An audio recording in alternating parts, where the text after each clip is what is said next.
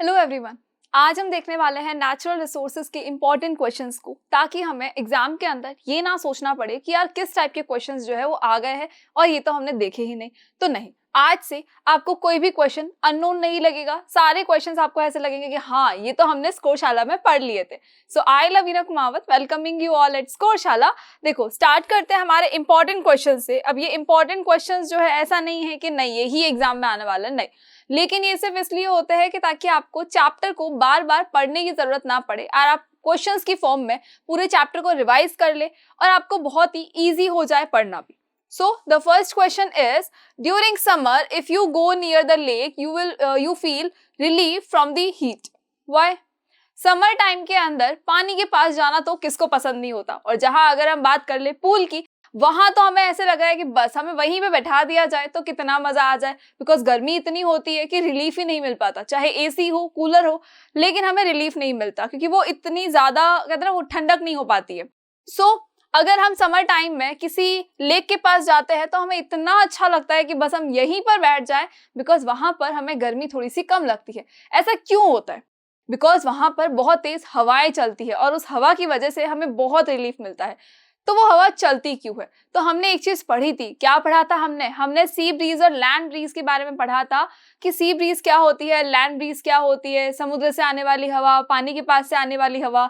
ये सारी चीजें ऑलरेडी हमने डिस्कस की थी, लेकिन अगर नहीं याद आ रहा है तो एक बार यहाँ देख ले, सब कुछ ऑटोमेटिकली आपको रिमाइंड हो जाएगा। देखो, हवाएं क्यों चलती है ये हमने पढ़ा था। क्वेश्चन देखो इस बार थोड़ा सा घुमा के दिया गया है। क्या बोल रहा है ये कि अगर लेक के पास में आप खड़े हो, अगर किसी लेक के पास खड़े हो तो आपको गर्मी से बहुत राहत मिल जाती है। लेकिन अगर क्वेश्चन ये आ जाए कि हवाएं क्यों चलती है, तब भी आंसर सेम ही रहने वाला है। गर्मी के अंदर ये तो बहुत सिंपल सी चीज है कि अगर हवा चलेगी तो हमें बहुत रिलीफ मिलने वाला है। तो वो जो हवाएं चलती है, वो जो आंधियां चलती है हमारे यहाँ पर, वो सब किसकी वजह से होती है? अनइवन हीटिंग की वजह से होती है। अनइवन हीटिंग की वजह से होती है। Uneven heating on the earth. Fine, on the earth. जो अर्थ के ऊपर अनइवन हीटिंग होती है, कहीं पर ज्यादा हीट होती है, कहीं पर कम हीट होती है, उसकी वजह से विंड चलती है।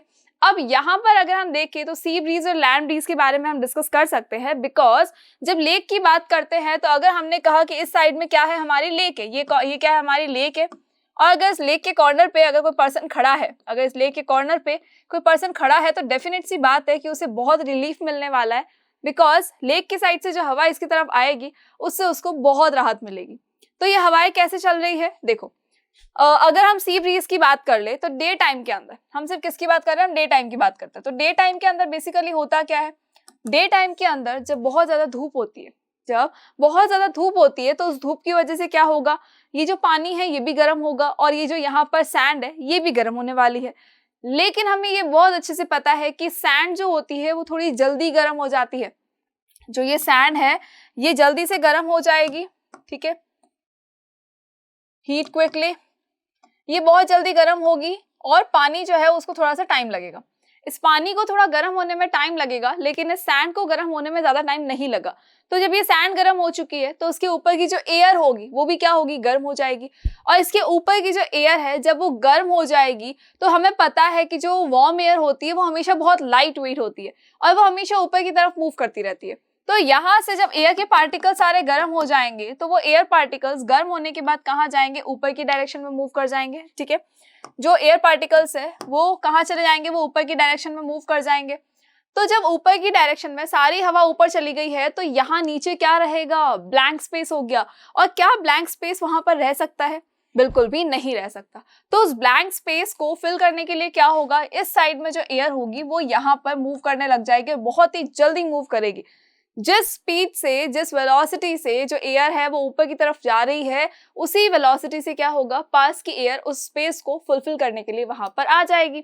जब समुद्र से इस डायरेक्शन में क्या आ रही है? बहुत तेज हवाएं चल रही है, तो वी नो वेरी वेल कि मूविंग एयर को हम क्या कहते हैं? विंड कहते हैं।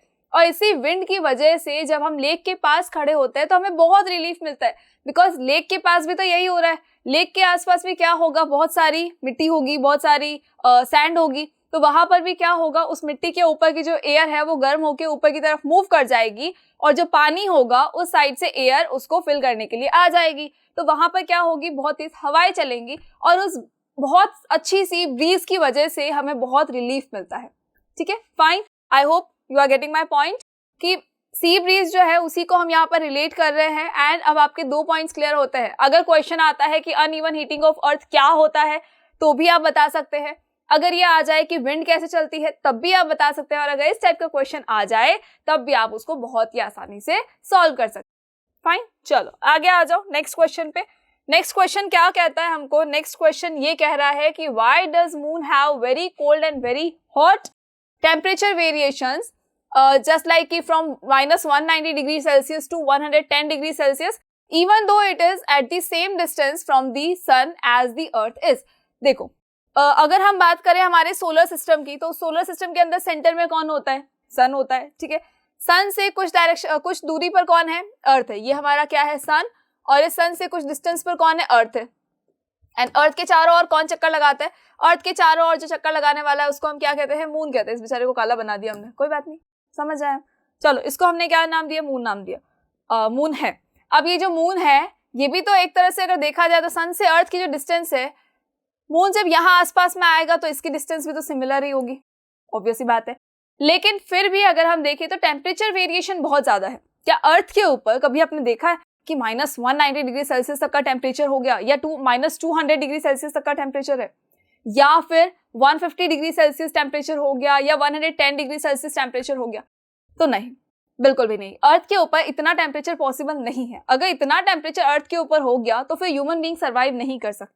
इवन कोई भी लिविंग ऑर्गेनिज्म वहां सर्वाइव नहीं कर सकता। क्यों नहीं कर सकता? बिकॉज अगर हमारे यहाँ पर बेसिकली अगर हम देखें 48 डिग्री 49 डिग्री तक का भी अगर टेम्परेचर होता है तो हम ऐसे कहते हैं अरे यार बहुत गर्मी है, बहुत गर्मी है, बहुत गर्मी है, एसी के बिना तो काम ही नहीं हो रहा। और एक्चुअली नहीं होता है, बिकॉज हमें लगता है कि बाहर जाते ही हमारी स्किन ऐसे लगती है कि जलने लग रही है। और 100 डिग्री सेल्सियस पर तो पानी भी बॉईल हो जाता है। And we know very well कि अगर 50 डिग्री सेल्सियस से ऊपर हमारा टेम्परेचर हो जाता है, लाइक आसपास का टेम्परेचर अगर 50 डिग्री सेल्सियस से ज्यादा होगा तो क्या होगा? जो नॉर्मल लिविंग थिंग्स होती है वो जलने लग जाएंगी, वो तो सर्वाइव नहीं कर पाएंगी। और अगर टेम्परेचर मोस्टली अगर हम देखें 0 डिग्री तक भी जाता है तो हम कितने सारे कपड़े पहन के बैठते हैं। 0 डिग्री सेंटीग्रेड तक तो बहुत सारे कपड़े पहन कर बैठते हैं, हीटर चलाकर बैठते हैं, फिर भी हमको लगता है कि अरे बहुत ठंड है, बहुत ठंड है, बाहर तो बिल्कुल नहीं जा सकते, काम नहीं हो पा रहा है, बॉडी हमारी पूरी कहते अकड़ जाती है। तो अगर सोचो कि -100 डिग्री सेल्सियस टेम्परेचर हो जाता है या -200 डिग्री सेल्सियस टेम्परेचर होता है तो क्या लिविंग थिंग वहां पर सर्वाइव कर पाएगी? नहीं कर पाएगी। बिकॉज 0 डिग्री सेल्सियस के अगर नीचे चले जाओ, -1 डिग्री, -2 डिग्री, वहां हमारा पानी भी बर्फ बन जाता है। तो क्या हम खुद बर्फ नहीं बन जाएंगे? बिल्कुल बन जाएंगे। क्या हम सर्वाइव करेंगे? बिल्कुल भी नहीं कर पाएंगे, नॉट एट ऑल। NO वाला नो है, ठीक है, NO वाला नो कि नहीं सर्वाइव कर सकते। तो सोचो जो मून है वहां पर इतना टेम्परेचर वेरिएशन कैसे हो रहा है? भाई अर्थ के ऊपर तो टेम्परेचर वेरिएशन नहीं होता है, सन के बिल्कुल इक्वल डिस्टेंस पर ही है मून भी। सन से अर्थ की डिस्टेंस ले लो, चाहे सन से मून की डिस्टेंस ले लो, अप्रॉक्सीमेशन सिमिलर रहता है। तो फिर इतना वेरिएशन कैसे? अर्थ पर तो इतना वेरिएशन नहीं होता है, लेकिन मून पर इतना ज्यादा वेरिएशन हो रहा है, एकदम से इतना हाई टेम्परेचर चला गया और एकदम से इतना लो टेम्परेचर चला गया। Why? How is it possible? Actually it is possible because अर्थ के ऊपर क्या है? पूरा एटमॉस्फेयर है, it is a blanket of air, atmosphere है हमारे यहाँ पर। लेकिन मून के ऊपर वो एटमॉस्फेयर है ही नहीं। आई होप कि आपको पता है कि अर्थ के ऊपर एटमॉस्फेयर प्रेजेंट है लेकिन मून के ऊपर एटमॉस्फेयर नहीं है। दैट इज व्हाई मून के ऊपर ये इतना ज्यादा टेम्परेचर वेरिएशन होता है लेकिन अर्थ के ऊपर टेम्परेचर वेरिएशन नहीं होता है। फाइन, चलो आई होप कि ये चीज पता होगी कि एटमॉस्फेयर का रोल क्या होता है। तो देखो एक चीज और हम देखते हैं, इसको हटा दे यहाँ से। सी, अगर हम बात करें हमारी अर्थ की, ठीक है, इसको हम एज्यूम करें कि हमारी क्या है? अर्थ है। अब इस अर्थ के ऊपर क्या होगा? जैसे ही सनरेज आएंगे, यूवी रेज जैसे ही यहाँ पर आएंगी तो हमें पता है कि यहाँ पर क्या है? अंदर यहाँ पर कुछ ग्रीन हाउस गैसेज है। अब उससे होता क्या है? ग्रीन हाउस गैसेज भी है और हमारा एटमॉस्फेयर है। तो हमारे यहाँ पे क्या है? एयर है, एटमॉस्फेयर है।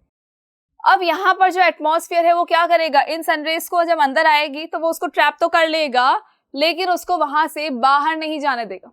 सनरेज आ गई, ठीक है, तो दिन के अंदर जो सनरेज आई है, यहाँ ऊपर की तरफ क्या होता है? एक ओजोन लेयर भी होती है। ओजोन लेयर ने क्या किया? इस ओजोन लेयर ने जो एक्स्ट्रा यूवी रेस थी, बहुत ज्यादा यूवी रेस थी, उसको एब्जॉर्ब कर लिया। फाइन, अब एब्जॉर्प्शन के बाद क्या होता है? जितनी यूवी रेस थी एब्जॉर्ब हो चुकी है। अब एब्जॉर्प्शन के बाद में क्या होगा? जो रिमेनिंग यूवी रेज होंगी वो अंदर की तरफ आ जाएंगी अर्थ पे। तो यहाँ एयर है, एयर ने क्या किया? उसको ट्रैप कर लिया। अब ट्रैप किया तो क्या हुआ, दिन भर हमारा जो टेम्परेचर था वो मॉडरेट था, हमारे रहने लायक था, ठीक है, थोड़ी ज्यादा गर्मी थी, दैट इज ओके, कोई दिक्कत नहीं है। अब यहाँ जब नाइट के अंदर ये सनरेज हट जाएगी, यहाँ से नाइट में क्या होगा, ये सनरेज यहाँ से हट जाएंगी, यहाँ पे क्या रहेगा, ये ओजोन लेयर हमारी, ये अर्थ या एयर। सनरेज नहीं है तो क्या टेम्परेचर एकदम डाउन हो जाएगा नाइट में? नहीं होगा। क्यों नहीं होगा? कि एयर ऑलरेडी क्या कर चुका है, बहुत सारी सनरेज को ट्रैप कर चुका है, तो उसी की वजह से रात के टाइम पे जो टेम्परेचर होता है बहुत ही कम वेरिएशन रहता है उसके अंदर, 2-3-5 डिग्री सेल्सियस तक का वेरिएशन होता है, लेकिन उससे ज्यादा का वेरिएशन बिल्कुल भी नहीं हो पाता है। Fine, because of atmosphere. तो मून के ऊपर एटमॉस्फेयर नहीं है, दैट इज वाई ये इतना ज्यादा वेरिएशन वहां पर प्रेजेंट है। चलो, आई होप कि आपको ये क्लियर हो गया है। Now come to the next question. Next question is why do not lichens occur in Delhi whereas they commonly grow in Manali or Darjeeling? Why do not lichens occur in Delhi? What the question is saying कि question आपसे ये पूछ रहा है कि दिल्ली के अंदर lichen जो है वो क्यों नहीं हो पाते, जबकि मनाली और दार्जिलिंग में तो कॉमनली वो ग्रो कर पाते हैं। तो लाइकेन जो होता है वो पॉल्यूशन से बहुत ज्यादा सेंसिटिव होता है, जैसे ही पॉल्यूशन ज्यादा हो जाएगा वैसे ही जो लाइकेन है वो वहां से रिमूव हो जाएगा, लाइकेन की डेथ हो जाएगी। तो दिल्ली के अंदर अगर हम देखें तो पॉल्यूशन बहुत ज्यादा है, उसके एयर के अंदर, एटमॉस्फेयर के अंदर सल्फर डाइऑक्साइड जो है वो एबंडेंट क्वांटिटी में है, और इतनी एबंडेंट क्वांटिटी है कि वहां पर लाइकेन जो है वो सर्वाइव नहीं कर पाता। और उसके अलावा यहाँ पर अगर हम देखें तो ह्यूमिडिटी भी बहुत ज्यादा हो जाती है, ह्यूमिडिटी भी क्या होती है, बहुत ही ज्यादा होती है, दैट इज वाई भी ये सर्वाइव नहीं कर पा रहा है। बट अगर हम बात करें मनाली और दार्जिलिंग की, तो मनाली और दार्जिलिंग के अंदर इतनी ज्यादा क्वांटिटी में SO2 नहीं है, यानी कि सल्फर डाइऑक्साइड नहीं है, एंड साथ ही साथ जो वहां पर है वो इतना ज्यादा ह्यूमिड भी नहीं है, दैट इज वाई वहां पर लाइकेन जो है बहुत ही इजीली ग्रो कर पाता है। But in Delhi there is so many pollution, बहुत ही ज्यादा क्वांटिटी में पॉल्यूशन है, सो मच पॉल्यूशन, और इतना मच पॉल्यूशन है कि जो लाइकेन है वो वहां पर सर्वाइव बिल्कुल नहीं कर पा रहा है, और वहां पर क्या होता है, उसकी कंटिन्यूअसली डेथ हो जाती है। तो जितना ज्यादा लाइकेन रिड्यूस हो रहा है उतना ही ज्यादा हम समझ सकते हैं कि उसके आसपास की जो एयर है वहां पर बहुत ज्यादा पॉल्यूशन फैल रहा है, और SO2 की क्वांटिटी जो है वो और भी ज्यादा हो रही है। Fine, that is why Delhi में ये नहीं हो पा रहा। एंड वन मोर थिंग कि लाइकेन जो होता है वो पॉल्यूशन का इंडिकेटर भी होता है, जहां पर ये खत्म होने लग जाए इसका मतलब है कि वहां पर पॉल्यूशन जो है वो बहुत ही ज्यादा फैल रहा है। फाइन, चलो नेक्स्ट क्वेश्चन पे आ जाते हैं। Next question is what is eutrophication. अब ये यूट्रोफिकेशन क्या होता है? तो देखो, हमने एल्गी की बात की थी, वी नो वेरी वेल कि एल्गी क्या होती है। बेसिकली ये माइक्रो ऑर्गेनिज्म में आती है, लेकिन ये ग्रीन कलर की भी होती है, तो इसलिए क्या कर सकती है, फोटोसिंथेसिस कर सकते हैं। फाइन, एल्गी अगर हम बेसिकली देखें तो कहाँ पाई जाती है, जहां पर बहुत ज्यादा वेट जो एरिया होता है, बहुत गीला सा जो एरिया होता है, या पानी के ऊपर अगर हम देखें तो वहां पर जो है एल्गी पाई जाती है। बेसिकली अगर हम देखें तो जो आपके पानी होता है आसपास का, लाइक पॉन्ड हो गया, रिवर हो गई, उसके ऊपर अगर हम बोले ग्रीन कलर की जो काई जमी होती है वही तो होती है एल्गी, वही तो है एल्गी। और क्या है, तो ये जो एल्गी है, जैसे यहाँ पर देखो पानी के ऊपर ये कौन है, ये एल्गी है। अब ये एल्गी कब ग्रो करती है ज्यादा, जब वाटर बॉडीज के अंदर बहुत ज्यादा केमिकल हो, बहुत ही ज्यादा फर्टिलाइजर्स चले गए हो, डिटर्जेंट पाउडर चला गया हो, यानी कि अगर हम बात करें पॉल्यूटेंट्स की, तो जब पॉल्यूटेंट्स की क्वांटिटी ज्यादा हो जाती है तो वहां पर कौन ग्रो कर जाता है, वहां पर एल्गी की ग्रोथ जो है वो भी बढ़ जाती है। अब जब एल्गी की ग्रोथ बढ़ेगी तो जो एक्वाटिक लाइफ होती है उसके ऊपर बहुत ज्यादा नेगेटिव इंपैक्ट पड़ेगा, एक्वाटिक लाइफ धीरे धीरे धीरे खत्म होने की कंडीशन में आ जाती है। ऐसा क्यों हो रहा है, तो एल्गी की ग्रोथ की वजह से क्या होगा, एल्गी जो है सनलाइट पूरी की पूरी ट्रैप कर लेगा, बिकॉज ये ग्रीन कलर का है, इसको फोटोसिंथेसिस की रिक्वायरमेंट होती है। तो पानी के ऊपर जहां जहां पर एल्गी है वहां पर क्या होगा, नीचे की साइड में, अंदर की तरफ पानी में सनलाइट नहीं पहुंच पाएगी, और जब सनलाइट नहीं पहुंचेगी, जो कि एक्वाटिक लाइफ के लिए बहुत ज्यादा एसेंशियल होती है, तो उस एक्वाटिक लाइफ पे बहुत ही बड़ा नेगेटिव इंपैक्ट पड़ेगा। साथ ही साथ ये क्या करेगी, ये पानी के अंदर डिसॉल्व ऑक्सीजन को भी ले लेगी, पानी के अंदर जितने भी ऑक्सीजन डिसॉल्व है ये एल्गी उसको क्या करेगा, एब्जॉर्ब कर लेगा।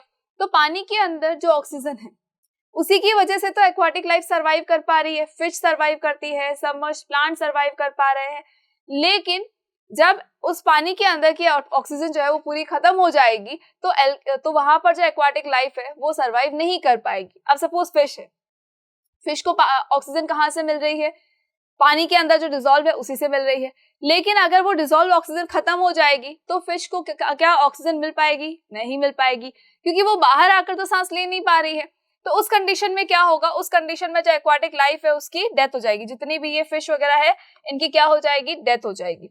यानी कि जब एल्गी ज्यादा हो जाएगा तो क्या होगा, बहुत सारे जो एक्वाटिक लाइफ है वो खत्म हो रही है, यानी वहां पर फिश की डेथ हो सकती है, और भी जितने भी एनिमल्स होते हैं जो पानी के अंदर रह रहे हैं उनकी भी डेथ हो सकती है, प्लांट्स भी वहां पर खत्म हो सकते हैं।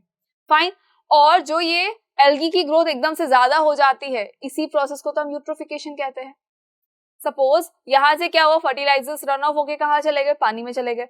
इंडस्ट्रीज से क्या हुआ, केमिकल चला गया। बहुत सारे पॉल्यूटेंट्स जो थे, हमारे घर से डिटर्जेंट चला गया। इतने सारे पॉल्यूटेंट्स जब वाटर बॉडीज में मिल जाएंगे तो वाटर बॉडीज के अंदर एल्गी जो है वो एकदम से बढ़ जाएगा।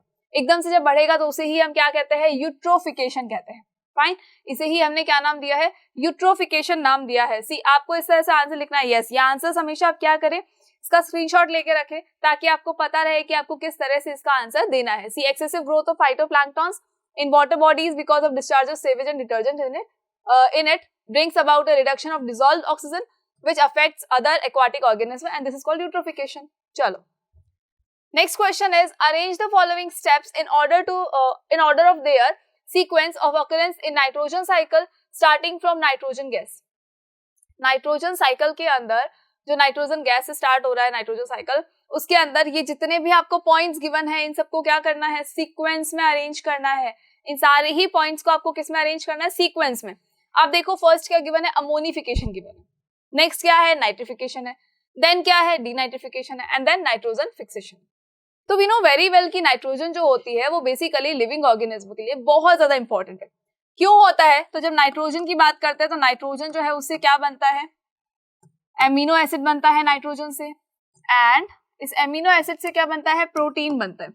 और प्रोटीन की रिक्वायरमेंट तो सारे ही लिविंग ऑर्गेनिज्म को होती है। अब नाइट्रोजन डायरेक्ट तो हम एटमॉस्फेयर से ले नहीं सकते, कोई भी लिविंग बॉडी जो है वो नाइट्रोजन को डायरेक्ट नहीं ले सकती और उससे प्रोटीन का सिंथेसाइज नहीं कर सकती। दैट इज वाई यहाँ पर कुछ माइक्रो ऑर्गेनिज्म होते हैं, कुछ बैक्टीरिया होते हैं जो हमारी हेल्प करते हैं। बेसिकली लेगुमिनस प्लांट्स के अंदर, लेगुमिनस प्लांट्स हमने बहुत बार पढ़ लिया है कि लेगुमिनस प्लांट्स क्या होते हैं, जैसे मटर हो गया, ग्राम हो गया, इनको हम क्या कहते हैं, लेगुमिनस प्लांट्स कहते हैं। ठीक है, जो लेगुमिनस प्लांट्स होते हैं उनकी रूट्स के अंदर क्या होता है, उनकी रूट्स के अंदर होता है रूट नोड्यूल्स। उनकी रूट्स में क्या होगा, रूट नोड्यूल्स होंगे, और उन रूट नोड्यूल्स के अंदर कौन प्रेजेंट होता है, राइजोबियम नाम का बैक्टीरिया प्रेजेंट होता है। रूट नोड्यूल्स में कौन प्रेजेंट होता है, राइजोबियम नाम का बैक्टीरिया प्रेजेंट है। और ये बैक्टीरिया का क्या काम करता है, ये बैक्टीरिया नाइट्रोजन फिक्सेशन का काम करता है। ये बैक्टीरिया क्या करेगा, नाइट्रोजन फिक्सेशन का काम करेगा, यानी नाइट्रोजन को फिक्स कर देगा। नाइट्रोजन को इसने कहाँ फिक्स कर दिया, सॉइल के अंदर फिक्स कर दिया। अब क्या होगा भाई, नाइट्रोजन फिक्सेशन का काम तो हो गया। अब नाइट्रोजन फिक्सेशन के बाद में क्या होगा, उसके बाद वहां पर कुछ नाइट्रीफाइंग बैक्टीरिया प्रेजेंट होते हैं।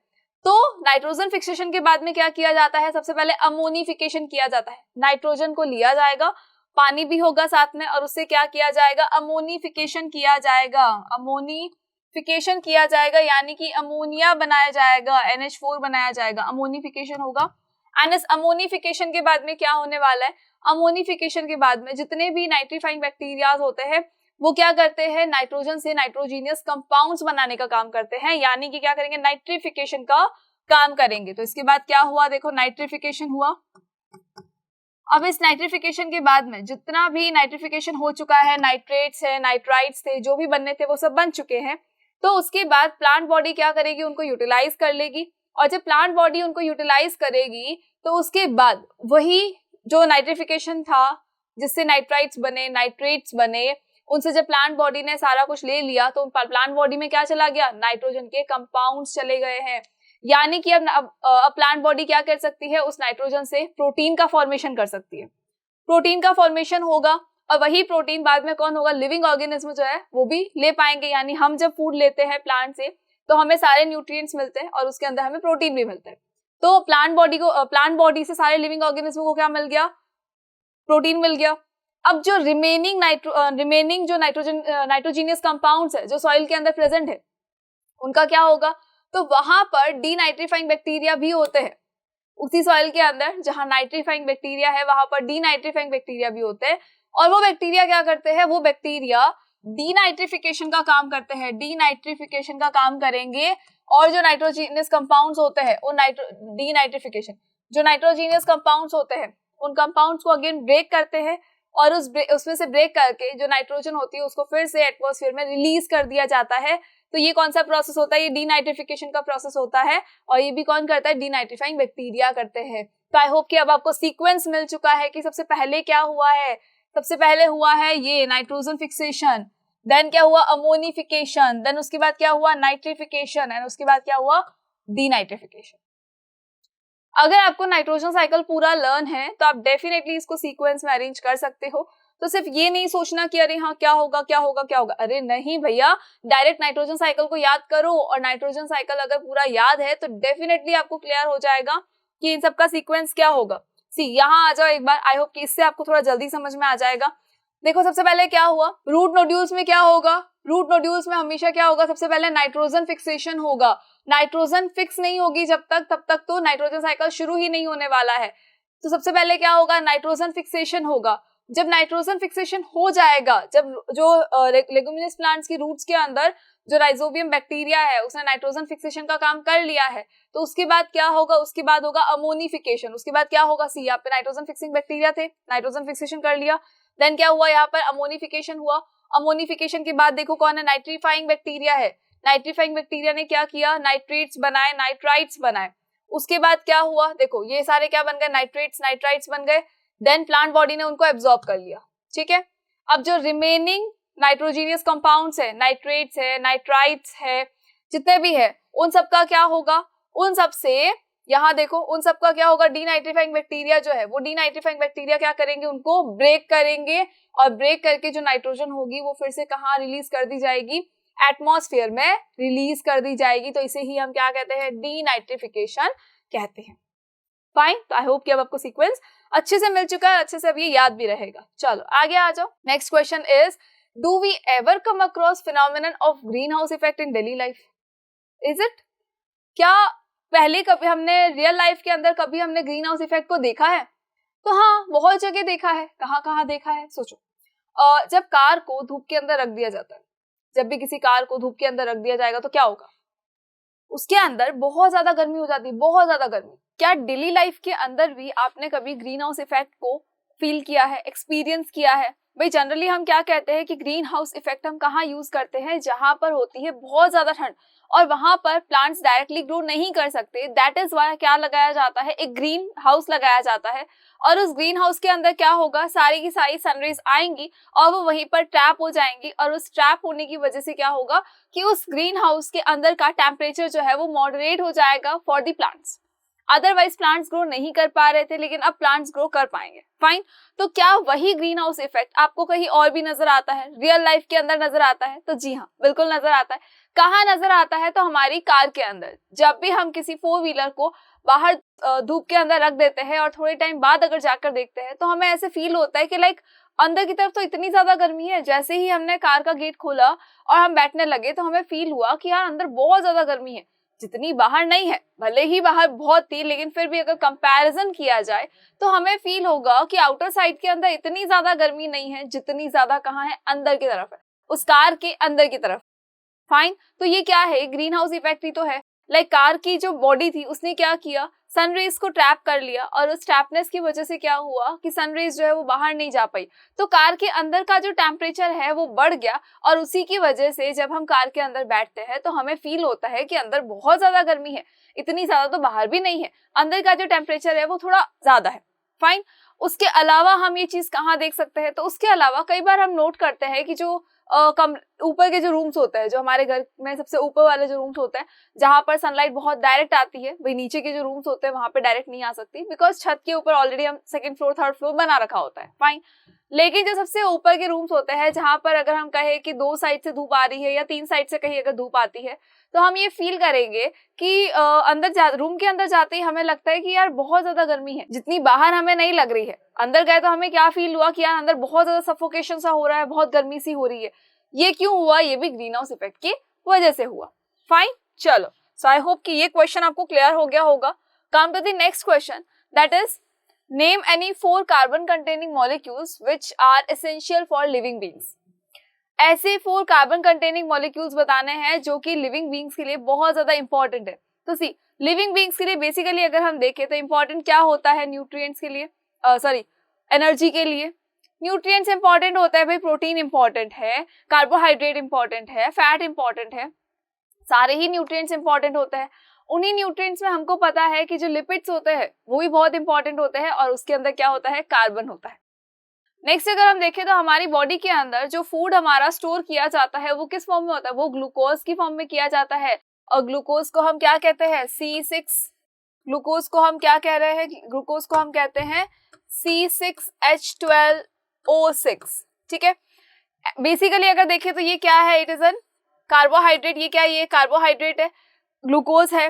अब ये जो ग्लूकोज है इसके अंदर देखो, क्या इसके अंदर आपको कार्बन नजर आ रहा है, तो बिल्कुल नजर आ रहा है, यानी ये भी क्या है, ये कार्बन कंटेनिंग है। इसके अंदर भी क्या है, कार्बन के 6 मॉलिक्यूल्स है। लिपिड्स के अंदर देख ले, इसके अंदर भी कार्बन प्रेजेंट होता है। अगर हम देखें न्यूक्लिक एसिड को, तो न्यूक्लिक एसिड्स जो होते हैं लाइक DNA एंड RNA, ये भी बहुत इंपॉर्टेंट होते हैं हमारी बॉडी के लिए। जेनेटिक्स जो है, जीन्स जो है वो कहाँ से आता है, DNA की वजह से ही तो हो रहा है। जो भी वेरिएशन आता है रिप्रोडक्शन के टाइम पे, किसकी वजह से आता है, DNA की वजह से ही तो आ रहा है। RNA अगर हम देखें, ये भी हमारे लिए बहुत ज्यादा इंपॉर्टेंट होता है। These are the nucleic acids. Carbohydrate है, उसके अंदर भी क्या है, कार्बन कंटेनिंग है।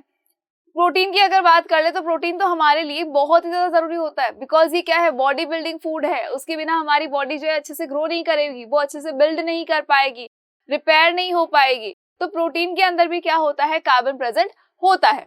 फाइन, तो ये 4 नाम है, आपको लर्न करने हैं। एंड ऐसा नहीं समझना है कि बहुत इजी सा क्वेश्चन है तो एग्जाम में नहीं आएगा नॉलेज, बिकॉज यहाँ पर देखो लिखा भी है CBSE में। ये कब आया, 2011 के अंदर ये क्वेश्चन ऑलरेडी आ चुका है एग्जाम में। चलो नेक्स्ट क्वेश्चन पे आ जाओ। Next question is name the 2 gases given out by burning of fossil fuels which dissolves in rain to form acid rain. आपको 2 गैसेस के नाम बताने हैं, जब फॉसिल फ्यूल को बर्न किया जाएगा तो जो 2 गैस रिलीज होती है उनके नाम बताने हैं। और बेसिकली ये गैसेस क्या करती है, ये डिसॉल्व हो जाती है रेन में और एसिड रेन को कॉज करती है। देखो, जब फॉसिल फ्यूल को बर्न किया जाता है तो उन फॉसिल फ्यूल की बर्निंग पे बनता है oxides of nitrogen, oxides of nitrogen बनता है। उसके अलावा बनता है सल्फर डाइऑक्साइड यानी कि SO2। सल्फर डाइऑक्साइड का मतलब SO2 बनता है। फाइन, अब जब फॉसिल फ्यूल को बर्न किया गया तो फॉसिल फ्यूल के बर्न करते क्या होगा, ये दोनों गैसेस जो है ये एटमॉस्फेयर के अंदर आ जाएगी, एनवायरनमेंट में फ्लोट कर रही है अभी गैसेस। अब जब रेन होगी तो ये दोनों ही गैसेस क्या करेंगी, रेन के साथ में मिक्स हो जाएंगी। जब दोनों ही गैसेस रेन के साथ में मिक्स हो गई है, मतलब कि पानी के साथ में मिक्स हो गई है, तो जब इनका पानी के साथ में रिएक्शन होगा तो उससे क्या बना देंगी, ये बना देंगी H2SO4 मतलब कि एक सल्फ्यूरिक एसिड बनाएंगी, और एक बना देंगे HNO3 मतलब कि नाइट्रिक एसिड। इसका मतलब क्या हुआ, इसका मतलब ये हुआ कि जब फॉसिल फ्यूल्स को बर्न किया गया, तो उस बर्निंग से क्या बना, सल्फर डाइऑक्साइड बना और नाइट्रोजन के ऑक्साइड्स बने। अब क्या होगा, अब चीज हवा के अंदर ये चीजें तो फ्लोट करेंगी, हवा के अंदर प्रेजेंट है अभी भी। जैसे ही बारिश हुई तो बारिश का पानी कहाँ से आता है, ऊपर से नीचे की तरफ आ रहा है, तो बीच में क्या एयर नहीं है, बिल्कुल प्रेजेंट है। जब एयर भी वहां पर प्रेजेंट है तो क्या होगा, वहां पर एयर के साथ में ये ऑक्साइड्स जो है ये मिक्स हो जाएंगे, और मिक्स होने के बाद क्या करेंगे, सल्फ्यूरिक एसिड और नाइट्रिक एसिड का फॉर्मेशन करेंगे, और यही एसिड जो है ये जमीन के ऊपर आकर गिरता है। दैट इज वाई हम इसे क्या कहते हैं, एसिड रेन कहते हैं। सी, बारिश तो नॉर्मली आ रही थी भाई, पानी की ही बारिश हो रही थी, ठीक है, लेकिन क्या हुआ, इनके अंदर ये मिक्स हो गए। इनके मिक्स होने की वजह से क्या बन गया, इनके मिक्स होने की वजह से बने कुछ एसिड्स HNO3 एंड H2SO4। अब क्या होगा, क्या ये जमीन के ऊपर नहीं आएंगे, बिल्कुल आएंगे। तो बारिश के साथ में ये सब कहाँ आ जाएंगे, अब ये नीचे आ रहा है, पहले से पानी आ रहा था अब ये आ रहा है नीचे। इसका मतलब क्या हुआ, इसका मतलब है कि ये क्या है, ये है एसिड रेन, ये नॉर्मल रेन नहीं है, ये क्या है, एसिड रेन है। फाइन, चलो, सो आई होप कि अभी आपको याद रहेगा कि 2 गैसेस कौन सी है। तो 2 गैसेस कौन सी है हमारी, 2 गैसेस है सल्फर डाइऑक्साइड एंड नाइट्रोजन के ऑक्साइड्स। चलो next question is what are the 2 forms of oxygen found in atmosphere, what is their importance. अब 2 ऐसी कौन सी फॉर्म्स है ऑक्सीजन की जो एटमॉस्फेयर के अंदर प्रेजेंट है और इसकी इंपॉर्टेंस क्या है, ये आपको बताना है। फाइन, क्या पूछा है इन्होंने कि आपको ये बताना है कि ऑक्सीजन की 2 फॉर्म्स कौन सी है एनवायरनमेंट के अंदर। तो हमने ऑक्सीजन की 2 फॉर्म्स देखी भी है। क्या होती है ऑक्सीजन की दोनों फॉर्म्स, तो देखो, फर्स्ट जो होता है ऑक्सीजन जो है वो हमको पता है कि अपनी एलिमेंटल फॉर्म के अंदर एटमॉस्फेयर में नहीं रह सकता। वी नो वेरी वेल कि वो अपनी एलिमेंटल फॉर्म के अंदर नहीं रहेगा, तो वो क्या करेगा, वो डायटॉमिक बन जाएगा। क्या किया इसने, 2 एटम्स मिल गए तो क्या बन गया, ये बन गया डायटोमिक। अब ये जो डायटोमिक मॉलिक्यूल है ये क्या है, ये है ऑक्सीजन। ये क्या है, ये है oxygen. And we know very well कि ऑक्सीजन हमारे लिए क्यों बहुत ज्यादा इंपॉर्टेंट होती है, बिकॉज ये रेस्पिरेशन में हेल्प करती है। जब भी हम ब्रीद इन करते हैं तो उस टाइम पे क्या होता है, एयर हमारी बॉडी के अंदर हम एयर को इनहेल करते हैं, बॉडी में लंग्स में जाती है एयर, वहां से ऑक्सीजन का एब्जॉर्प्शन हो जाता है एंड कार्बन डाइऑक्साइड को रिलीज कर दिया जाता है। वहां से क्या होता है, ऑक्सीजन का एब्जॉर्प्शन होता है और कार्बन डाइऑक्साइड को रिलीज कर दिया जाता है। अब जब कार्बन डाइऑक्साइड को रिलीज किया जाएगा तो ये जो ऑक्सीजन है जो हमारी बॉडी के अंदर अभी प्रेजेंट है, एब्जॉर्ब्ड है, उसका क्या होगा, तो इसकी वजह से होगा रेस्पिरेशन और उससे हमें क्या मिलेगी, एनर्जी मिलेगी। तो ये जो ऑक्सीजन है ये किस किस में काम आती है, ये क्यों इंपॉर्टेंट है, तो ये रेस्पिरेशन के लिए बहुत ज्यादा इंपॉर्टेंट है एंड साथ ही साथ में ये किसके लिए इंपॉर्टेंट है, ये कंबशन के लिए बहुत इंपॉर्टेंट है। अगर किसी चीज को भी जलाना है तो क्या करना पड़ेगा, कंबशन करवाना है, तो वहां पर क्या रिक्वायर्ड है, वहां पर ऑक्सीजन रिक्वायर्ड है। अगर ऑक्सीजन नहीं होगी तो कंबशन भी पॉसिबल नहीं है। ठीक है, रेस्पिरेशन हमने देख ही लिया, ऑक्सीजन के बिना पॉसिबल नहीं है। लेकिन जो कंबशन होता है, जब किसी चीज को जलाना है तब भी क्या होगा, ऑक्सीजन की बहुत ज्यादा रिक्वायरमेंट होती है। बिकॉज हमने एक एक्सपेरिमेंट भी किया है इसके लिए। क्या था, एक प्लेट थी हमारे पास में, उस प्लेट के ऊपर हमने क्या रखा था, एक कैंडल रखी थी हमने, और उस कैंडल के ऊपर हमने क्या रख दिया था, प्लेट के ऊपर कैंडल है, कैंडल के ऊपर क्या रखा था, एक उल्टी ग्लास रखी थी। और जैसे ही उस ग्लास के अंदर की ऑक्सीजन खत्म हो जाती है तो वो जो लौ होती है मोमबत्ती की वो भी बुझ जाती है। इसका मतलब क्या हुआ, इसका मतलब ये हुआ कि ऑक्सीजन जो है वो कंबशन के लिए बहुत ही ज्यादा इंपॉर्टेंट है। फाइन, अब देखो ये तो हुआ हमारा डायटोमिक की बात की भाई अगर 2 एटम मिल जाए तो क्या हो जाएगा। अब अगर मैं कहूँ आपको कि 3 एटम भी मिलते हैं तो 3 एटम मिलेंगे तो क्या बनेगा, O3 बन जाएगा। ये जो O3 है ये क्या है, ये ओजोन लेयर है। अब ये ओजोन लेयर क्या करती है और क्या होती है, तो ओजोन लेयर जो होती है बेसिकली अगर हम ओजोन गैस की बात करें तो ओजोन गैस जो होती है वो पॉइजनस होती है हमारे लिए, तो उसको हम यूटिलाइज नहीं कर सकते। ठीक है, पॉइजनस होती है, लेकिन ये फिर भी हमें प्रोटेक्ट करती है। कैसे करती है, तो ये अर्थ के ब्लैंकेट की तरह बिहेव करती है। अर्थ के ऊपर एक तरह की कवरिंग है ओजोन की, अर्थ के ऊपर क्या है, एक तरह की ओजोन की कवरिंग है। और ये कवरिंग क्या करती है, ये यूवी रेज को एब्जॉर्ब कर लेती है, यूवी रेडिएशंस को क्या करती है, एब्जॉर्ब कर लेती है, ताकि यूवी रेडिएशंस जो है वो अर्थ के ऊपर डायरेक्टली ना आए। अगर अर्थ के ऊपर यूवी रेडिएशंस डायरेक्टली आती है तो बहुत नुकसान हो जाएगा, किसका, ह्यूमन बींग्स का भी और अदर लिविंग ऑर्गेनिज्म का भी। बिकॉज जब यूवी रेज जो है अर्थ के ऊपर डायरेक्ट आने लग जाएगी तब क्या होगा, एक तो टेम्परेचर बढ़ना शुरू हो जाएगा, जो कि ऑलरेडी अभी बढ़ भी रहा है। देखो ओजोन लेयर क्या कर रही है, उस यूवी रेज को यूवी रेज को एब्जॉर्ब कर लेती है और उससे हमें प्रोटेक्ट करती है। लेकिन अभी जो होल हो रहा है ओजोन लेयर के अंदर, उसकी वजह से क्या हो रहा है, यूवी रेज जो है वो डायरेक्टली कहाँ पर आ रही है, अर्थ के ऊपर आ रही है। जब यूवी रेज डायरेक्टली अर्थ पे आती है इसका मतलब है कि क्या बढ़ेगा, गर्मी बढ़ेगी। गर्मी का मतलब क्या बढ़ा, ग्लोबल वार्मिंग बढ़ी। और ग्लोबल वार्मिंग के बढ़ने की वजह से क्या होता है, ग्लेशियर्स पिघलने लग जाते हैं। सेकेंड थिंग, ये यूवी रेज जो होती है ये लिविंग ऑर्गेनिज्म को बहुत ज्यादा हार्म करती है। बेसिकली अगर हम धूप के अंदर जाए तो हमें ऐसा लगता है कि यार कुछ पेनिट्रेट हो रहा है, कुछ बॉडी के अंदर कुछ चुभ रहा है। वो ऐसा क्यों लगता है, बिकॉज जो यूवी रेज होती है वो हमारी बॉडी को पेनिट्रेट कर सकती है, हमारी बॉडी के अंदर होल कर सकती है, प्लस ये कैंसर का भी कॉज बन पाती है। यूवी रेज की बात कर रहे हैं हम, ओजोन की नहीं। ओजोन तो प्रोटेक्शन का काम कर रहा है, लेकिन अगर यूवी रेज अर्थ पे आ जाएंगी तो ये सारे नुकसान हो जाएंगे। इन्हीं से बचने के लिए कौन हेल्प करता है, हमारी ओजोन लेयर हेल्प करती है। फाइन, लेकिन ओजोन लेयर को भी हमने क्या कर दिया, अभी उसके अंदर भी क्या हो रहा है, डिप्लेशन हो रहा है। क्यों हो रहा है, ह्यूमन एक्टिविटीज की वजह से हो रहा है। चलो आगे आ जाओ नेक्स्ट थिंग पे। नेक्स्ट क्वेश्चन क्या है आपका, what is soil, how is it form, state the major factors that decide the structure of a soil, what role does it play. Fine, अब क्वेश्चन क्या है, व्हाट इज सॉइल, सॉइल क्या होती है basically. तो सॉइल हमको पता है कि क्या होती है सॉइल। तो देखो अगर मैं आपको बोलूं कि पेड़ उगाना है तो आप क्या करेंगे, एक गमला लेकर आएंगे आप कि हाँ जी मैम एक काम करें आप इसके अंदर अपना पौधा लगा दे।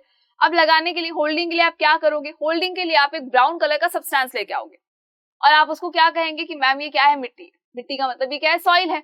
बेसिकली जो सॉइल होती है वो क्या होता है, रॉक ही तो होती है। रॉक है, मिनरल है, ह्यूमस है, इन सबका जो मिक्सचर होता है उनको हम कहते हैं सॉइल। फाइन, अब देखो रॉक कैसे, तो जो रॉक होती है उसी के तो पीसेस जब किए जाते हैं तभी तो क्या बनता है, उसी टाइम पे सॉइल का फॉर्मेशन होता है। जब रॉक जो है उसके पीसेस कर दिए जाएंगे तो क्या होगा, सॉइल का फॉर्मेशन हो जाएगा। रॉक जो है बेसिकली उसके अंदर क्या होता है, बहुत सारे मिनरल्स होते हैं, तो जब उनका ब्रेक डाउन करेंगे तो क्या सॉइल के अंदर मिनरल्स प्रेजेंट नहीं होंगे, बिल्कुल प्रेजेंट होंगे। साथ ही साथ ह्यूमस भी इसके अंदर होता है। Humus is a black colour substance जिसके अंदर क्या होगा, ऑर्गेनिक मैटर है, और बेसिकली वो किसकी तरह बिहेव करता है, वो मेन्योर की तरह बिहेव करता है। फाइन, तो ये तो क्या हुई, हमारी सॉइल हुई। नाउ द क्वेश्चन इज कि सॉइल का फॉर्मेशन कैसे किया जाता है। तो सॉइल फॉर्मेशन जो है वो डायरेक्टली नहीं होता, ना ही रातों रात होता है कि ठीक है अभी सॉइल की रिक्वायरमेंट है लेकिन सुबह तक हो जाएगा। कैसे होगा भैया, डायरेक्टली ऐसा नहीं है कि रॉक जो है उसका ब्रेक डाउन हो गया और उसके बाद सॉइल बन गई, लेकिन रात में ही बन गई, पूरी एक रात में बन गई, कुछ घंटों में बन गई, नहीं, ऐसा बिल्कुल भी नहीं होता है। बेसिकली देखो क्या होता है, जब रॉक की वेदरिंग की जाती है, जब क्या होगा, रॉक की वेदरिंग की जाएगी, तो उस रॉक की वेदरिंग के टाइम पे क्या होगा, सॉइल का फॉर्मेशन हो जाएगा। सी, रॉक थी, रॉक की क्या हो गई, रॉक की हो गई वेदरिंग, और उस वेदरिंग से क्या बना, सॉइल बनी। इसका मतलब है कि जब रॉक को ब्रेक कर दिया जाएगा तो उससे क्या बनेगा, सॉइल बनेगी। लेकिन ये जो ब्रेक डाउन है ये रातों रात नहीं होता है, ये सडन नहीं होता है, इसको बहुत लॉन्ग पीरियड ऑफ टाइम लगता है। और ना ही हम सॉइल का फॉर्मेशन कर सकते हैं कि हाँ ठीक है पत्थर है, बहुत सारे पत्थर थे स्टार्टिंग में, किसी को लगा कि चलो सॉइल बनाते हैं तो बैठ के उसे तोड़े, और आज की डेट में भी हम उसको क्या कर सकते हैं, तोड़ सकते हैं। तो नहीं, ऐसा बिल्कुल भी नहीं है, ये अपने आप होता है, ये एक नेचुरल प्रोसेस है। दैट इज वाई जो सॉइल है वो हमारे लिए क्या है, नेचुरल रिसोर्स है, ये एक नेचुरल थिंग है जो हमें किसने दी है, नेचर ने दी है, हमने इसका फॉर्मेशन नहीं किया है। फाइन, अब तो ये फॉर्म कैसे होती है, तो इसके फॉर्मेशन में बहुत सारे लोग जो है हेल्प करते हैं। कौन कौन हेल्प करते हैं, तो देखो एक तो हेल्प करता है सन, सबसे पहले तो हमारे सूरज मामा जो है वो हेल्प करते हैं। उसके बाद कौन आता है, उसके बाद आता है वाटर, वाटर भी हेल्प करता है। देन उसके बाद देखो विंड हेल्प करती है, और एक और चीज हेल्प करती है, कौन, लिविंग ऑर्गेनिज्म, लिविंग ऑर्गेनिज्म। सी, लिविंग ऑर्गेनिज्म हुआ क्या, जो सॉइल है बनी किससे, रॉक से, रॉक की वेदरिंग हुई, रॉक का ब्रेकडाउन हुआ तो उससे क्या बन गई, सॉइल बन गई। लेकिन इन सब ने क्या किया, सॉइल के फॉर्मेशन में हेल्प किया। इन सब ने क्या किया, पत्थर को तोड़ा। तो कैसे तोड़ा भैया, हवा तो चलती रहती है, कैसे तोड़ सकती है, पानी भी नॉन लिविंग थे तो फिर ये कैसे तोड़ेगा, सन भी तो नॉन लिविंग थिंग है, तो फिर ये सब क्या कर रहे हैं ऐसा, जिसकी वजह से रॉक जो है वो भी टूट गई और उससे क्या बन गया, मिनरल्स बन, सॉइल बन गई है। देखो फर्स्ट थिंग अगर हम बोले कि सन की बात कर लेते हैं, तो जब सन से पूछा गया कि भैया आप ऐसा क्या करते हो कि जो रॉक है, इतनी जो हार्ड रॉक है वो टूट जाती है और सॉइल में कन्वर्ट हो जाती है, छोटे छोटे बारीक बारीक पीसेस में कन्वर्ट हो जाती है, तो इन्होंने बोला कि भाई मैं कुछ नहीं करता हूँ, मैं तो क्या करता हूँ, ये एक पत्थर है, ठीक है, ये एक रॉक है, और इस रॉक के ऊपर क्या होती है, सनलाइट डाली जाती है। रॉक के ऊपर क्या आती है, सनलाइट आती है, रोज ही आती है, हर रोज दिन के अंदर क्या होगा, सनलाइट जो आएगी वो इस रॉक के ऊपर गिरेगी, ठीक है। इससे क्या होगा, ये जो रॉक है वो एक्सपैंड हो जाएगी। इससे क्या हुआ, रॉक जो है वो क्या हो गई, एक्सपैंड हो गई। फाइन, रॉक क्या हो गई, एक्सपैंड हो गई। अब जब रात के टाइम पे, जब शाम हो जाएगी फिर रात हो जाएगी, तो उस टाइम पर सन तो चला जाएगा, यानी वो सनलाइट डायरेक्ट इसके ऊपर नहीं आएगी। अब क्या होगा, अब जो रॉक जो पहले एक्सपैंड हो गई थी वो बिल्कुल कॉन्ट्रैक्ट होने की कोशिश करेगी, फिर से उसके पार्टिकल्स जो है टेम्परेचर कम हो जाने की वजह से फिर से पास पास में आ जाएंगे। अब ये जो एक्सपेंशन और कंट्रैक्शन है ये कंटिन्यूअस होता है, रोज आता है सन, तो ऐसा तो नहीं है कोई दिन छुट्टी मार लेगा, नहीं होगा, रोज सन आया, रोज क्या हुआ, वो रॉक जो है एक्सपैंड हुई, फिर सन गया, फिर वो जो रॉक है उसका क्या हो गया, कॉन्ट्रैक्शन हो गया। लेकिन ये अनइवन होता है, कैसा होता है, ये अनइवन होता है। अनइवन का मतलब क्या हुआ कि रॉक के कुछ पोर्शन तो ऐसा है जो कि एक्सपैंडेड है, कुछ पोर्शन ऐसा है जो कॉन्ट्रैक्टेड है। फिर जब नेक्स्ट टाइम पे कॉन्ट्रैक्शन की बारी आई या एक्सपेंशन की बारी आई तो अगेन यही चीज हुई कि कुछ जो पार्ट है वो एक्सपैंडेड है, कुछ पार्ट है वो कॉन्ट्रैक्टेड है, कुछ मिडल वाला है, ना इधर का ना इधर का, बीच का है। अब क्या होगा, अब होगा ये कि जब अनइवन एक्सपेंशन होंगे, अनइवन कॉन्ट्रैक्शन होंगे, तो उसकी वजह से जो रॉक है उनके ऊपर क्या आ जाएगी, उनके ऊपर थोड़ी सी दरारें आने लग जाएंगी, क्रैक्स आने लगेंगे, और उन क्रैक्स की वजह से क्या होगा, धीरे धीरे धीरे जो सॉइल है वो जो रॉक है वो सॉइल में कन्वर्ट होती चली जाएगी और वो पूरे के पूरे ब्रेक हो जाएंगे।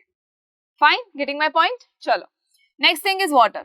अब ये वाटर क्या रोल प्ले करता है, तो देखो पानी बेसिकली क्या करता है, बहता रहता है, ठीक है, खुद तो जाता ही है आगे, दूसरों को भी साथ में लेकर चला जाता है, खुद तो बह ही रहा है, साथ ही साथ क्या करेगा, वो दूसरों को भी बहा कर ले जाएगा।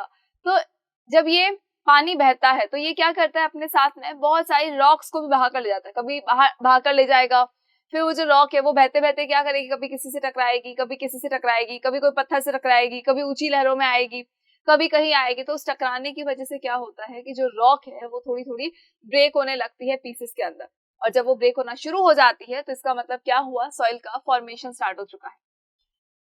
नेक्स्ट इस अच्छा, वाटर का ही एक और भी है। वाटर का एक और क्या हो सकता है, देखो जो पानी है, एक तो ये फ्लो कर रहा है, दैट इज ओके। कई बार होता है कि जो रॉक्स होती है उनके ऊपर ऑलरेडी जो है कई बार क्रैक्स होते हैं। ये रॉक है, थोड़ा सा क्रैक कहीं पर है, बहुत जरा सा क्रैक इसके ऊपर है। अब क्या होगा, उस क्रैक के अंदर ये पानी आएगा, ठीक है, और पानी क्या हो जाएगा, फ्रीज हो जाएगा। पानी क्या हो गया, फ्रीज हो गया, पानी जम गया।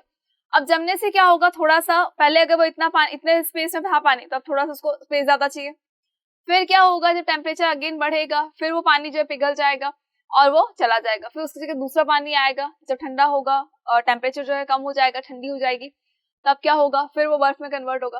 तो ये इससे भी क्या होता है, इससे भी जो दरार है वो कंटिन्यूअसली बढ़ जाती है। जो होल है उसके ऊपर या जो क्रैक्स है उस पत्थर के ऊपर, वो और ज्यादा बढ़ने लगते हैं, और उस बढ़ने की वजह से ही क्या होता है, धीरे धीरे धीरे जो रॉक है वो टूटने लगती है, पूरी रॉक जो है उसकी वेदरिंग हो जाती है।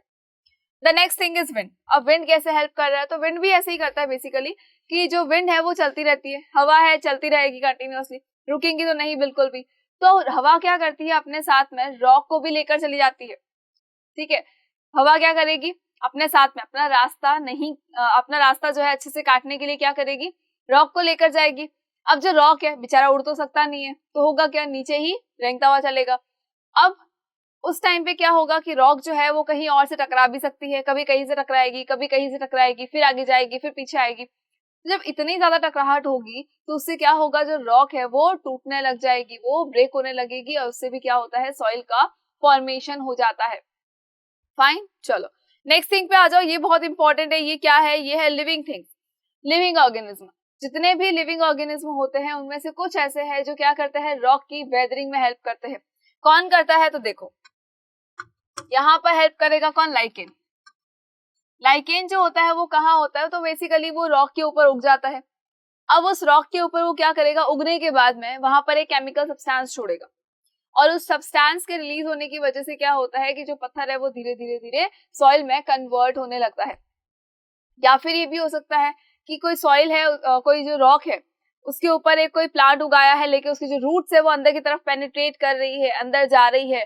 तो जब रूट्स उसको पेनिट्रेट कर देगी तो धीरे धीरे क्या होगा, वहां पर हो जाएगा छोटा सा एक होल, और उस होल की वजह से क्या हो रहा है, उस क्रैक की वजह से क्रैक हो जाएगा, और उस क्रैक की वजह से क्या होगा, जो रॉक है वो कंटिन्यूअसली ब्रेक होती रहेगी, और उसके ब्रेकडाउन से ही क्या हो रहा है, सॉइल का फॉर्मेशन हो रहा है। सो आई होप कि आपको क्लियर हो गया होगा कि सॉइल का फॉर्मेशन कैसे होता है। The next thing is कि state the major factors that decide the structure of the soil. What role does it play? See, structure of the soil जो है वो कौन डिसाइड करेगा, तो पार्टिकल्स। पार्टिकल्स जो होते हैं सॉइल के, जब उसकी साइज की बात की जाती है तो सब डिफरेंट डिफरेंट होती है। सारे ही पार्टिकल्स जो है वो डिफरेंट डिफरेंट साइजेस के होते हैं। तो जो डिफरेंट साइजेस के पार्टिकल्स है वो उनके ऊपर डिपेंड करता है कि सॉइल की क्वालिटी क्या होगी। सेकेंड थिंग कि सॉइल की वाटर रिटेंशन कैपेसिटी कितनी है, क्या वो पानी को होल्ड करके रख सकता है या वो नहीं रख सकता है। तो ये सारी चीजें देखने के बाद ही क्या होता है, सॉइल को सेलेक्ट किया जाता है कि हाँ इसके अंदर जो है वो क्रॉप लग जाएगी। कुछ होती है जिनके अंदर क्रॉप नहीं लगाई जाती है। फाइन, चलो। सो आई होप कि आपको क्लियर हो गया होगा कि सॉइल का फॉर्मेशन किस तरह से होता है और सॉइल जो है बेसिकली है क्या। चलो, तो यहाँ हमारा ये क्वेश्चन कंप्लीट होता है, क्वेश्चन का आंसर कंप्लीट होता है। देखो बहुत बड़ा सा लग रहा होगा बिकॉज बहुत सारे क्वेश्चंस आपको नजर आ रहे थे, लेकिन ये इतने बड़े नहीं है। आप एक बार समझ जाएंगे उसके बाद आपको ये बहुत ही ज्यादा इजी लगने लगेगा कि ये चीज तो बहुत इजी है, ये हमने तो कई बार देखा भी है, सुना भी है हमने। फाइन, चलो आगे आ जाओ नेक्स्ट थिंग पे। Next question is what makes biosphere dynamic and stable system. जो बायोस्फीयर है उसको डायनेमिक कौन बनाता है और उसको स्टेबल कौन बनाता है। ठीक है, डायनेमिक तो है ही लेकिन फिर भी स्टेबल है। डायनेमिक का मतलब है कि इसके अंदर रोज कुछ ना कुछ चेंजेस होता रहता है, रोज के रोज कुछ ना कुछ चेंज होगा। लेकिन स्टेबल क्यों है, स्टेबल इसलिए है कि जो चीज जितनी क्वांटिटी में प्रेजेंट है उसकी क्वांटिटी बार बार चेंज नहीं हो रही है, उसकी क्वांटिटी में कोई वेरिएशन नहीं आ रहा है। सपोज अगर हम बात कर ले ऑक्सीजन की तो उसमें वेरिएशन नहीं है, अगर हम बात कर ले वाटर की तो उस वाटर में भी कोई वेरिएशन ज्यादा नहीं हो रहे हैं। अगर हम बात कर ले नाइट्रोजन की तो जितना नाइट्रोजन एटमॉस्फेयर के अंदर प्रेजेंट था अभी भी उतना ही है, उससे ज्यादा कम नहीं हो रहा है। तो ये जो बैलेंस है उस बैलेंस की वजह से हम क्या कहते हैं कि ये बायोस्फीयर जो है वो स्टेबल है। लेकिन इसके अंदर रोज कुछ ना कुछ चेंजेस होता है। रोज कुछ ना कुछ चेंजेस क्यों होते हैं, देखो बायोस्फीयर में क्या है, पूरा एक इकोसिस्टम है। और इकोसिस्टम में क्या होता है, लिविंग थिंग होती है, नॉन लिविंग थिंग होती है। इकोसिस्टम में क्या होता है, लिविंग थिंग होती है एंड नॉन लिविंग थिंग्स होती है, ठीक है। और दोनों का ही क्या होता है, इंटरैक्शन भी होता है, ठीक है। दोनों ही का ही क्या होता है, इंटरैक्शन भी होता है, दोनों ही एक दूसरे के ऊपर डिपेंडेंट भी होते हैं। तो कभी कोई कुछ चीज ले रहा है, कभी कोई चीज कोई दे रहा है, तो ये क्या होता है, बार बार डायनेमिक है, हर चीज चेंज होती जा रही है, लेकिन फिर भी स्टेबल है, बिकॉज वो क्वांटिटी जो है वो चेंज नहीं हो रही है। जस्ट लाइक कि अगर हम बात करें प्लांट्स की, अगर हम बात कर ले प्लांट्स की, तो प्लांट्स क्या करते हैं, प्लांट्स जो है वो CO2 को इन करते हैं, CO2 को लेते हैं और कार्बन डाइऑक्साइड को रिलीज करते हैं। तो चेंज हुआ, बायोस्फीयर में चेंज हुआ, बिल्कुल हुआ, डायनेमिक है, चेंज तो होगा ही होगा। अब क्या हुआ, क्या इनकी क्वांटिटी बदल गई है, नहीं बदली है, इनकी क्वांटिटी नहीं बदली है, बिकॉज जो अदर लिविंग ऑर्गेनिज्म होते हैं, जो एनिमल्स होते हैं, जो एनिमल्स होते हैं या जो ह्यूमन बीइंग्स होते हैं, वो क्या करते हैं, जो ह्यूमन बीइंग्स है, जो एनिमल्स है, वो क्या करेंगे, वो ऑक्सीजन को इन करेंगे एंड कार्बन डाइऑक्साइड को आउट कर देंगे। तो अगेन क्या हो गया, क्वांटिटी जो है वो सिमिलर रह जाती है, ठीक है। ऑक्सीजन को हम ज्यादा यूज कर रहे हैं, प्लांट बॉडी ऑक्सीजन को रिलीज कर रही है, तो यानी कि क्या है, ये डायनेमिक तो है ही, साथ ही साथ में क्या है, स्टेबल सिस्टम है, कंटिन्यूअस कुछ ना कुछ चेंज हो रहा है, हर एक सेकेंड में बहुत ज्यादा चेंज हो रहा है, लेकिन फिर भी क्वांटिटी वाइज अगर देखें तो बिल्कुल सिमिलर लेवल अभी बिल्कुल वही है। तो उसे हम क्या कहते हैं, डायनेमिक तो है ही ये, बार बार चेंजेस की वजह से, और स्टेबल सिस्टम है, इसके अंदर ज्यादा कुछ वेरिएशन नहीं आता। फाइन, चलो, draw label diagram to show the oxygen cycle in nature. अब ये ऑक्सीजन साइकिल क्या होता है, तो सी ऑक्सीजन साइकिल क्या होता है, नेचर के अंदर जो ऑक्सीजन साइकिल अभी कंटिन्यूअसली चल रहा है, ये बेसिकली है क्या। तो जैसे कि हमने अभी कहा था कि एक जना जो है ऑक्सीजन ले रहा है, दूसरा क्या कर रहा है, ऑक्सीजन को दे रहा है, तो क्या होगा, क्वांटिटी तो सिमिलर रहेगी। जैसे कि हमने अभी कहा कि बायोस्फीयर के अंदर डायनेमिक होने के बावजूद भी कैसा है, स्टेबल है, बिकॉज वहां पर एयर भी वर्क कर रही है, वाटर भी अपना वर्क कर रहा है, लिविंग ऑर्गेनिज्म भी अपना वर्क कर रहे हैं, माइक्रो ऑर्गेनिज्म भी कर रहे हैं। लेकिन अगर हम बात करें ऑक्सीजन साइकिल की, तो ऑक्सीजन साइकिल क्या होता है, सी अभी हमने क्या कहा था कि प्लांट बॉडी ने क्या किया, प्लांट बॉडी ने ऑक्सीजन को आउट किया, CO2 को अंदर ले लिया, ठीक है। CO2 को इसने एब्जॉर्ब किया और उससे क्या बनाया, खाना बनाया, और खाना बनाते बनाते क्या बना, साथ के अंदर ऑक्सीजन बनी, जिसको उसने रिलीज कर दिया। और इसी ऑक्सीजन को क्या कर रहे हैं, ह्यूमन बीइंग्स जो है वो इन करते हैं। ह्यूमन बीइंग्स ले लो चाहे एनिमल्स ले लो, किस टाइम पे कर रहे हैं ये इन, ये रेस्पिरेशन के टाइम पर इन करते हैं इसको। रेस्पिरेशन जब इनको करना होता है, यानी कंटिन्यूअस लेते हैं, कंटिन्यूअसली सांस तो लेनी पड़ती है, कंटिन्यूअस रेस्पिरेशन भी करना पड़ता है, तो उस टाइम पर ये क्या करेंगे, ऑक्सीजन को इन करेंगे और कार्बन डाइऑक्साइड को रिलीज कर देंगे, कार्बन डाइऑक्साइड को ये बाहर फेंक देंगे, और उस कार्बन डाइऑक्साइड को फिर क्या हो गया, प्लांट बॉडी ने लिया, ऑक्सीजन को रिलीज कर दिया।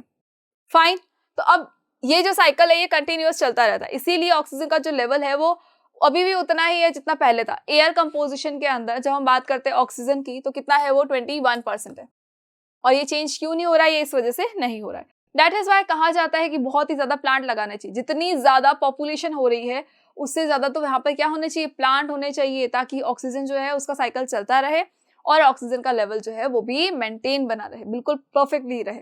फाइन, देखो यहाँ पर देखो क्या हुआ, इसने कार्बन डाइऑक्साइड छोड़ी, लेकिन क्या किया, प्लांट बॉडी ने ले ली। अब प्लांट बॉडी ने क्या छोड़ा, ऑक्सीजन छोड़ी, जो एटमॉस्फेयर में आ गई, और ये साइकिल कंटिन्यूअसली चल रहा है। फाइन, चलो आगे आ जाओ, next thing, next question is what would happen if all the oxygen present in the environment is converted into ozone. अगर पूरी की पूरी जो ऑक्सीजन है उसको अगर ओजोन में कन्वर्ट कर दिया जाएगा तो फिर क्या होगा। सोचो, सोचने वाली बात है ये तो, कि भाई हमारी जो ऑक्सीजन है, पहली चीज तो ये कि जब ऑक्सीजन पूरी एनवायरनमेंट से खत्म ही हो जाएगी, जब सारी ही ऑक्सीजन को ओजोन में कन्वर्ट कर दिया गया, ऑक्सीजन क्या है O2 है, ओजोन क्या है O3 है, सब ये सारा कन्वर्जन हो गया है, तो ऑक्सीजन बचेगी ही नहीं। ऑक्सीजन नहीं बचेगी तो क्या होगा, लिविंग थिंग सर्वाइव नहीं कर सकती। फाइन, बिकॉज ये जो ओजोन है इसका क्या हो जाएगा, देखो we will be protected more, no not at all. अभी तो हमने क्या कहा, भाई हम सर्वाइव ही नहीं करेंगे तो हम प्रोटेक्टेड कैसे हो सकते हैं, then it will become poisonous and kill living forms. हाँ, ये हो सकता है, यही होगा बेसिकली, कि ओजोन जो होता है वो क्या होगा, पॉइजनस होता है, ओजोन हमेशा पॉइजनस होती है।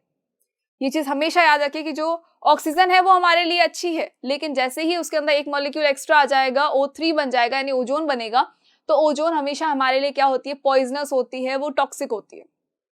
बट वो सिर्फ हमें कहाँ प्रोटेक्ट कर रही है, वो सिर्फ जब अर्थ के ऊपर एक ब्लैंकेट बना हुआ है तभी हमें प्रोटेक्ट करती है। वो सिर्फ और सिर्फ वो सर्टेन टाइम पर ही हमें सर्वाइव कर पा रही है, उसके अलावा वो हमें सर्वाइव नहीं करती है। और वो सर्वाइव सिर्फ एक ही कंडीशन में करती है, यूवी रेज को एब्जॉर्ब करने में। Fine. Then ozone is not stable, hence it will be toxic. नहीं, ऐसा कुछ तो नहीं है। Then it will help harmful sun radiations to reach earth and damage many life forms. बिल्कुल नहीं, ये तो हम बिल्कुल गलत बोल रहे हैं, बिकॉज जो सन रेडिएशंस होती है उनको तो ये क्या करती है, एब्जॉर्ब कर लेती है, ताकि ये ह्यूमन बींग्स तक ना पहुंच पाए, अर्थ तक ना पहुंच पाए, तो लिविंग ऑर्गेनिज्म को हार्म ना हो। फाइन। तो इसका आंसर क्या होगा, ये क्या होगा, जब ऑक्सीजन जो है वो ओजोन में कन्वर्ट हो जाएगी, इसका मतलब है वो किस में कन्वर्ट हो चुकी है, पॉइजन बन चुकी है, और वो लिविंग फॉर्म्स को मारने का काम करेगी, बिकॉज ये टॉक्सिक होती है। सो आगे आ जाओ नेक्स्ट क्वेश्चन पे। Next question is, among the given options which one is not correct for the use of large amount of fertilizers and pesticides? इनमें से ऐसा क्या है जो बिल्कुल भी सही नहीं, which one is not correct. Not correct को हाईलाइट कर ले, डोंट फॉरगेट कि करेक्ट वाले पे क्लिक नहीं करके आना है, करेक्ट वाले पे मार्क नहीं करके आना है, नॉट करेक्ट पे करना है। For the use of large amount of fertilisers and pesticide, जितना ज्यादा फर्टिलाइजर यूज करोगे, जितना ज्यादा पेस्टिसाइड्स यूज करोगे, तो इनमें से क्या होगा, क्या नहीं होगा, मतलब they are eco friendly. Are you serious? फूफो वाली बात है यार, इको फ्रेंडली कैसे हो सकता है, ये तो फर्टिलाइजर है, पेस्टिसाइड्स है, केमिकल से बने हुए हैं, इको फ्रेंडली नहीं हो सकते, बिल्कुल नहीं हो सकते। तो एक तो वैसे ये वाला इनकरेक्ट है, बट ठीक है बाकी पढ़ लेते हैं। They turn the fields barren after some time. हाँ ऑब्वियसली, जब थोड़े टाइम आप इसको यूज करते हो तो धीरे धीरे क्या होता है, जो जमीन है वो बिल्कुल बैरन होने लगती है, वो बंजर हो जाती है, तो उसके बाद उसके ऊपर प्लांट सर्वाइव इजीली नहीं कर पाते हैं। Then they adversely affect the useful component from the soil. ये यूजफुल कंपोनेंट जो होता है सॉइल के अंदर, उनको बहुत ही एडवर्स इफेक्ट देती है। हाँ ऑब्वियसली ये भी सही है। दे destroy the soil fertility, obviously soil fertility खत्म होती है तभी तो वो बैरन हो जाती है। इसका मतलब हमारा आंसर क्या हो गया, हमारा आंसर ये हुआ है, ये हमारा आंसर है। They are eco friendly, they are eco friendly, they are not eco friendly basically. ये इको फ्रेंडली कभी भी नहीं हो सकते हैं। चलो, so next question is, one of the following processes is not a step involved in the water cycle operating in nature. इनमें से ऐसा कौन सा स्टेप है जो कि वाटर साइकिल में नहीं आता है, वाटर साइकिल में नहीं आ रहा है, कौन सा स्टेप है जो वाटर साइकिल में नहीं आएगा। देखो वाटर साइकिल हमने पढ़ा था, क्या होता है इसके अंदर, सबसे पहले होता है इवेपोरेशन होता है। क्या हुआ, इवेपोरेशन होता है, पानी जो होता है वो भाप बन के उड़ता है। उसके अलावा क्या होता है, प्लांट बॉडी अगर है तो वहां से भी पानी ऊपर जाएगा, उस प्रोसेस को क्या कहेंगे, ट्रांसपीरेशन कहेंगे। प्लांट बॉडी से जब पानी भाप बन के ऊपर जाएगा, स्टीम बन के ऊपर जाएगा, उसे हम क्या कहेंगे, ट्रांसपीरेशन कहेंगे, वेपर बन जाता है वो भी। उसके बाद क्या होता है, यहाँ ऊपर क्या होता है, कंडेंसेशन होता है। जब ऊपर जाने पर जब टेम्परेचर जो है कम हो जाता है तो यहाँ पर क्या होता है, कंडेंसेशन होता है, और उस कंडेंसेशन की वजह से ही जो वाटर वेपर है वो फिर से वाटर ड्रॉपलेट्स में कन्वर्ट हो जाएगा, और वो सारी वाटर ड्रॉपलेट्स जब डस्ट पार्टिकल के साथ में मिलेंगी तो क्या बनाएंगी, क्लाउड्स बनाएंगी, क्लाउड का फॉर्मेशन होगा। और उस क्लाउड फॉर्मेशन के बाद में जब क्लाउड्स हैवी हो जाते हैं तो वो बारिश की फॉर्म में नीचे आते हैं, यानी कि क्या होता है, प्रेसिपिटेशन होता है। प्रेसिपिटेशन होता है, बारिश की फॉर्म में नीचे आने को क्या कहते हैं, प्रेसिपिटेशन कहते हैं। फाइन। तो देखो क्या हुआ, इवेपोरेशन हुआ, ट्रांसपिरेशन हुआ, कंडेंसेशन हुआ, प्रेसिपिटेशन हुआ। चेक कर ले, इवेपोरेशन है, ट्रांसपिरेशन, प्रेसिपिटेशन। क्या फोटोसिंथेसिस हो रहा है, बिल्कुल भी नहीं हो रहा है। फोटोसिंथेसिस नहीं होता है वाटर साइकिल में। फोटोसिंथेसिस इज द प्रोसेस जिससे प्लांट बॉडी क्या करती है, मेक देयर ओन फूड, वो अपना खाना खुद बनाती है। क्यों बना रही है, बिकॉज उसके अंदर क्या है, क्लोरोफिल प्रेजेंट है, तो सनलाइट को एब्जॉर्ब करेगी, अपना खाना खुद बनाएगी। इसका वाटर साइकिल से दूर दूर तक कोई कनेक्शन नहीं है, तो हमारा आंसर क्या हो जाएगा, फोटोसिंथेसिस। चलो अब आगे बढ़ जाओ, आगे क्या है, आगे क्या है, देखो ये हमारा जादुई बोर्ड हमें क्या बता रहा है, ये बता रहा है, आई मीन ये पूछ रहा है, ये बता नहीं रहे, पूछ रहा है हमसे, biotic component of biosphere is not constituted by. जो बायोटिक कंपोनेंट है बायोस्फीयर का, इस कौन से के अंदर नहीं आता है, प्रोड्यूसर से, क्या ये हमारे बायोटिक कंपोनेंट से या अबायोटिक कंपोनेंट से। तो देखो इकोसिस्टम के अंदर जब हम बात करते हैं बायोस्फीयर की या इकोसिस्टम की, तो हमारे पास में क्या होता है, दो कंपोनेंट्स होते हैं, बायोटिक होता है एक, तो एक होता है अबायोटिक। बायोटिक में क्या आता है, बायोटिक के अंदर आते हैं हमारे लिविंग थिंग्स, और अबायोटिक में कौन आएगा, अबायोटिक में आएंगे हमारे नॉन लिविंग थिंग्स। बायोटिक के अंदर कौन कौन आ गया, देखो प्लांट्स आ गए, एनिमल्स आ गए, ह्यूमन बीइंग्स आ गए, माइक्रो ऑर्गेनिज्म आ गए, ठीक है। ये सारे किस में आ जाते हैं, ये आ जाते हैं हमारे बायोटिक कंपोनेंट्स में। और अगर हम बात कर ले हमारे अबायोटिक कंपोनेंट की, तो अबायोटिक में कौन कौन आता है, वाटर आता है, रॉक आ जाती है, माउंटेन्स आते हैं, एयर आ जाती है, ठीक है। तो ये सारी चीजें किस में आ रही है, अबायोटिक में आ रही है। तो उसमें चेक कर ले। प्रोड्यूसर्स कौन होते हैं, प्रोड्यूसर्स होते हैं हमारे प्लांट्स, प्रोड्यूसर्स कौन होते हैं, प्लांट्स होते हैं, तो ये तो बायोटिक में ही आएंगे। कंज्यूमर्स कौन होते हैं, जो कंज्यूम करते हैं, मतलब कि हर्बीवोर्स हो सकते हैं, कौन हो सकता है, हर्बीवोर्स हो सकते हैं, या अगर हम कहे तो यहाँ पर कार्निवोर भी हो सकते हैं, कार्निवोर्स भी हो सकते हैं। डीकम्पोजर्स कौन होता है, डीकम्पोजर्स का मतलब होता है micro organism, micro organism and all are living things, all are living things, ये सारे कौन से है, बायोटिक कंपोनेंट है। और हमको क्या बोला है, बायोटिक कंपोनेंट जो नहीं है, कौन नहीं है, एयर नहीं है, बिकॉज एयर क्या है, नॉन बायोटिक कंपोनेंट है, मतलब कि ये नॉन लिविंग थिंग में आता है। दैट मीन्स कि हमारा आंसर क्या हो जाएगा, एयर हो जाएगा। फाइन, चलो। सो आई होप कि आपको ये सारे क्वेश्चंस क्लियर हो गए होंगे एंड यहाँ हमारे इंपॉर्टेंट क्वेश्चंस कंप्लीट होते हैं, ताकि हमारा चैप्टर रिवाइज हो चुका है। और अब चैप्टर मुझे लगता है इतना रिवाइज हो गया ना कि अब तो आप नींद में भी अगर पूछेगा ना आपको कोई, तो आप बता देंगे कि हाँ इस क्वेश्चन का आंसर क्या है, ये है इस क्वेश्चन का आंसर। तो अपनी पढ़ाई करते रहे और इस जुनून को बिल्कुल ना छोड़े, किताबों से तो दूर बिल्कुल नहीं रहना, किताबों से थोड़ा सा दोस्ती कर ले और पढ़ना शुरू करे। चलो, थैंक यू सो मच।